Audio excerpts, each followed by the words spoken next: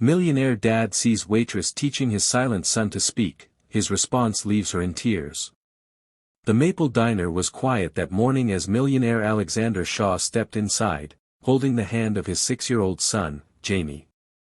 The boy hadn't spoken in nearly 3 years, not since his mother's tragic death. Despite the best doctors, therapists, and specialists money could buy, Jamie remained silent. Alexander was losing hope. They took a booth in the corner. A kind-faced waitress approached, her name tag reading, Cassie. Her uniform was faded, her eyes tired but warm. "Hey there, little man," she said gently, crouching to Jamie's level. "You like pancakes?" Jamie didn't reply. He rarely even blinked at strangers. But Cassie didn't push. Instead, she returned with a pancake shaped like a smiley face. "This is Mr. Flapjack," she said.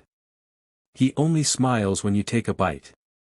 To Alexander's shock, Jamie gave the tiniest smile, and took a bite. From that day, they returned each morning. Cassie would fold napkin animals, draw silly doodles, and make Jamie laugh with funny voices. Slowly, he began to open up, at least with her. She never looked at him with pity, only kindness. One morning, she slid a crayon and napkin across the table. "Can you draw who lives in this house?" she asked, showing him a simple drawing. Jamie looked at the crayon, then began to draw. A small stick figure. A heart. Alexander's heart nearly burst. That night, Jamie whispered his first word in years, "dog."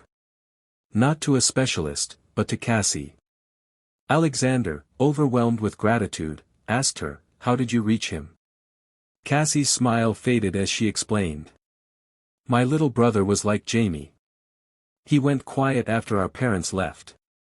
I was just a teen raising him alone. He finally spoke when I made up stories, drew silly pictures. But, he passed away at 8. Asthma attack." Alexander was stunned. "I see pieces of him in kids like Jamie," she said softly. The next day, Cassie was gone. A different waitress explained she had been evicted and took night shifts to survive. Alexander couldn't shake the weight of it. That night, he instructed his assistant, find out everything about Cassie. He learned she was living in a shelter, working 2 jobs, barely surviving. The next morning, he returned early and handed her an envelope. Inside was a check for $50,000.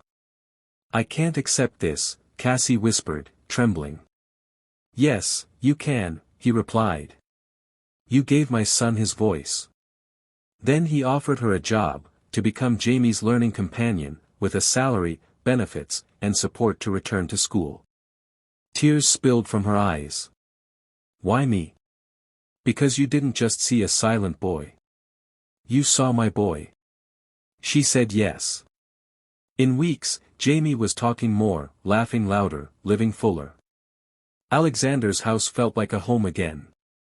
One day, at a gala, a reporter asked Alexander how he balanced his empire and fatherhood. He smiled and looked across the room where Cassie and Jamie were laughing together. "I don't do it alone," he said. "Sometimes, the right person isn't a doctor or a CEO. Sometimes, it's a waitress with a heart full of compassion and a memory of a lost little brother, who brought not just a boy back to life, but a grieving father too."